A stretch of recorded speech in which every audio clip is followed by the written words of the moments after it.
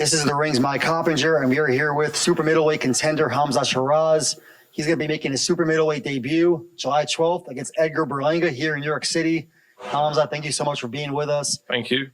First off, I think it's amazing. We see a lot of fighters when they move up in weight, they really kind of dip their toe in the water, right? Yeah. Take a couple of easy fights first. Not you.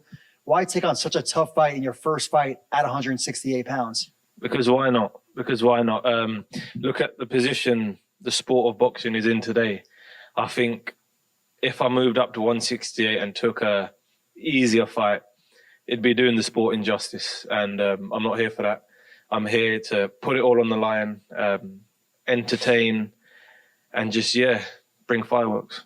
Yeah, it's refreshing for sure. It's great for the sport. None of us want to see these easy fights where we know who's going to win. And not just your first fight at 168 pounds, but you're coming off the first blemish of your career. Not a loss, but that draw to Carl Sadamas. And again, fighters in your position, rising stars, a lot of times when they're coming off a loss or a draw, they take an easy fight first. You're fighting Berlanga, big puncher. And not only is he a 68-pounder, he looks like he could fight at I think he was like... Looks like a heavyweight. Yeah, he's a big guy. I think Canelo Alvarez was commenting on that. You know, you had a face-off with him a couple of times now. You had a face-off at the press conference. You had a face-off at the May 2nd Times Square show. And you guys got into it. What do you think? Is it nervous energy from him? Is it confidence? I think it's a delusion. I think that's what it is. I think he thinks that it's going to be a very easy fight for him. I think he genuinely believes that. And that's where he's wrong. He'll be telling you otherwise. No, I take him seriously, etc., etc. You hear it all the time from fighters, but it's my 23rd fight now. I can confidently read fighters, and I can read it in his body language. But it's probably the worst thing he can do, to be fair. It puts me in an even more powerful position. I know it's going to do my thing, and then when I turn up July and get the win, it's not going to be no surprise to me.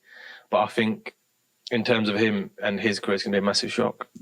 I imagine this is great for you, though. You don't want to fight somebody that's talking nice to you and it's some boring promotion. You fought a guy in Carl Sadamas who doesn't really speak much English. Now you have Edgar Berlanga calling you every name under the sun. I'm sure that's a little fun, right? Yeah, because the last fight was kind of hard to get up for it as well because, like I said, I didn't speak English and the kind of fire almost wasn't there, even though it should have been. But now it's there. It's there. You can see it when we're facing off. You can see it when they're talking. But then at the end of the day, life is about taking risks. Great things happen from taking risk. If you look at all the most kind of successful people in life, that's what they say. They don't play it safe, take risks.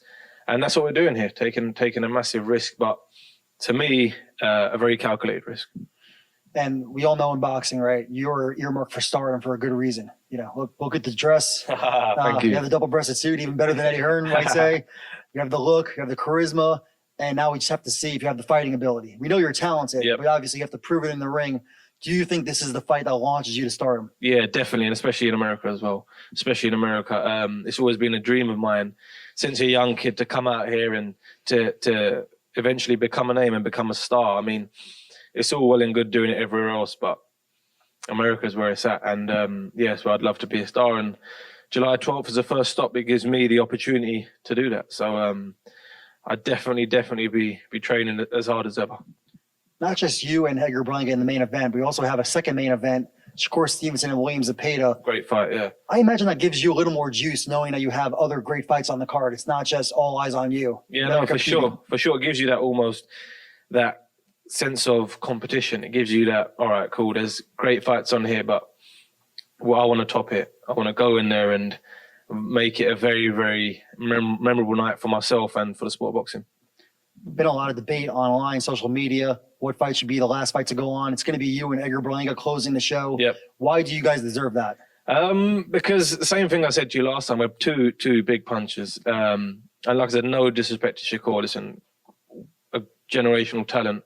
But it's knockouts that puts bums on seats at the end of the day. And someone like Berlanga as well, with the amount of rubbish he talks, it kind of brings that extra razzmatazz to it. And in July the 12th, when he gets knocked out, I'll be doing justice, won't I?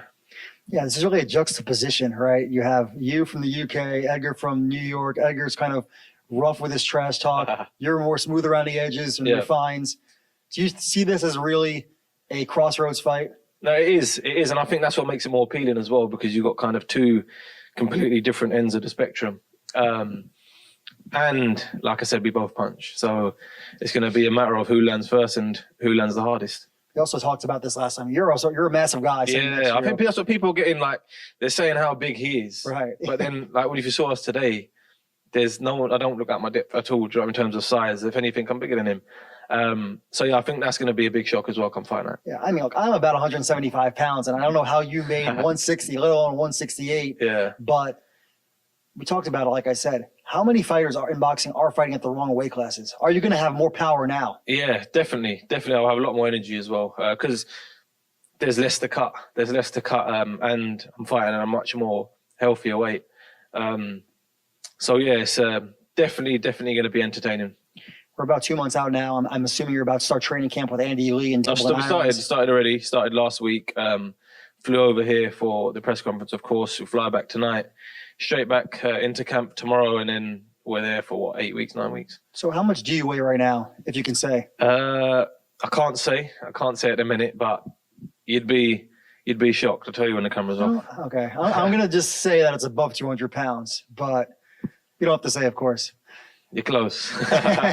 All right. So first fight with Andy Lee, former world champion, accomplished trainer, done great work with Joseph Parker, reviving his career. Why the switch?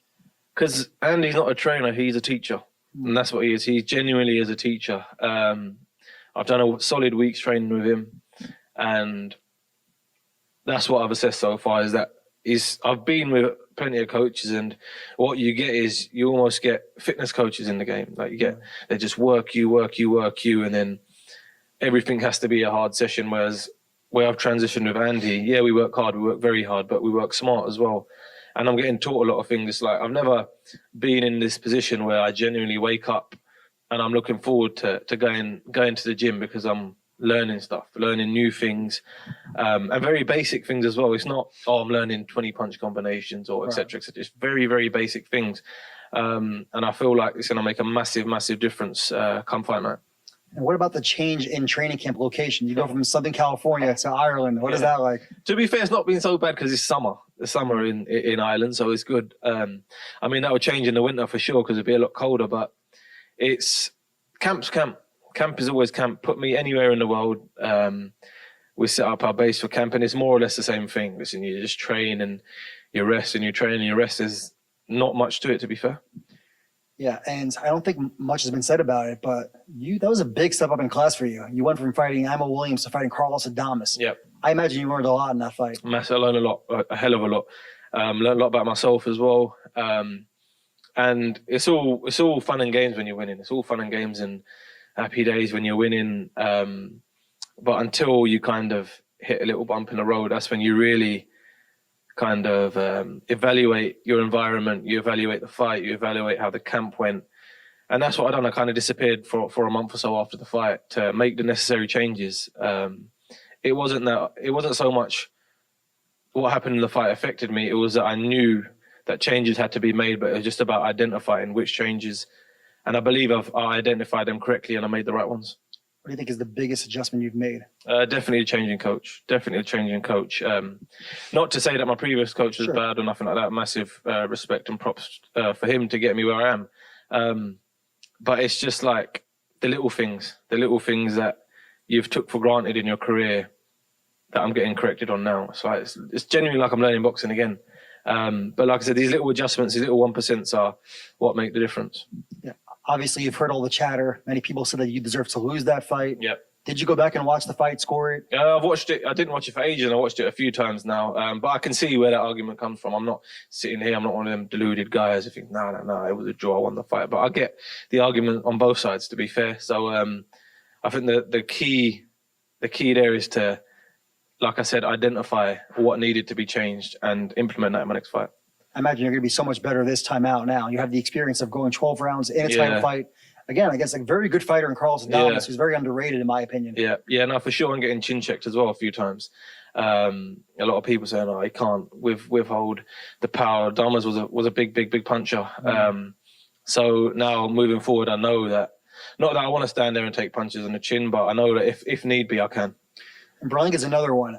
His resume not very, it's not like it's littered with big names. He had those 17 first-round knockouts. Yeah. And then he stepped way up to fighting the biggest star in boxing, Canelo Alvarez. Yeah. He tried saying he went toe-to-toe with Canelo. You said that was anything but. What was your take on that fight?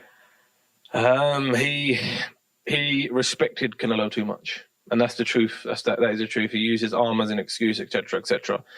But the bottom line is he respected Canelo too much. When he got dropped, I think he felt the power. And people like him, we say, you've heard the quote, empty cans make the most noise. And that's what he is. He's an empty can. Because if there was any substance and true warrior in him, he would have got up and had it out with Canelo and not tried to box. Do you know what I mean? And that's what he done. And a lot of people do that with Canelo. I think it's definitely easier said than done. Sure. Because when you're in there, it's a different story. But when you're fighting someone like Canelo, even if you go out on your shield, you've given it your all. You called him delusional earlier. Do you think he's delusional about the way he fought Canelo? Yeah, 100%. He reckons he stood there and had a war with him. But the evidence is there. Watch it on YouTube. There was no war happening there. He caught him Canelo with a good few shots, but that's boxing for you. That's boxing for you. But listen, not to take it away from Edgar, I think he's a good fighter. I think he's a good fighter. But yeah, when it comes to him and a Canelo, he's definitely delusional about that. Yeah, Edgar's a very good fighter, very confident in the ring, big puncher. Did have, regardless of the opposition, did knock out 17 guys, I believe, in the first round. He said you're going to be number 18. I think he's definitely trying to sell the fight. I think he said that about the last few. They were meant to be number 18 as well, weren't they? But yeah, that's definitely not going to happen. A lot of disrespectful comments your way. Do you take it as just simply part of the game, pre-fight hype, or anything that's personal for you? Yeah, literally, because I don't know him. So it's definitely not personal, and I don't think it ever will be with me and any other fighters. I understand it's the game. It is what it is. Not to say that I'd have a drink with him or whatnot after the fight, because I definitely wouldn't. But yeah, it's not personal. It's the game. It is what it is, and I understand that. But also very different personalities. Yeah. You can see it. You can just see it in the way we are. We're two kind of different people. But yeah, whatever floats his boat, I suppose. So, okay, this is really the litmus test, right? You fought Adames, you got past it with the draw. Yep. Now you fight Berlanga, main event, New York City. Yep. This is the kind of fight you've dreamed for, right? Of course. This is what it's all about. This is what boxing's about, and especially now with the way His Excellency has kind of reshaped boxing again to make it great again. Do you know what I mean? And like I said, the fights I take now moving forwards will all do justice to the sport of boxing. And how does Hamzah Sheeraz make the most of this opportunity and launch himself to stardom? It knocks Edgar Berlanga out. All right, you heard it from the man, Hamzah Sheeraz. First fight at 168 pounds. That's going to be July 12th in New York City. Ring Magazine 3 card.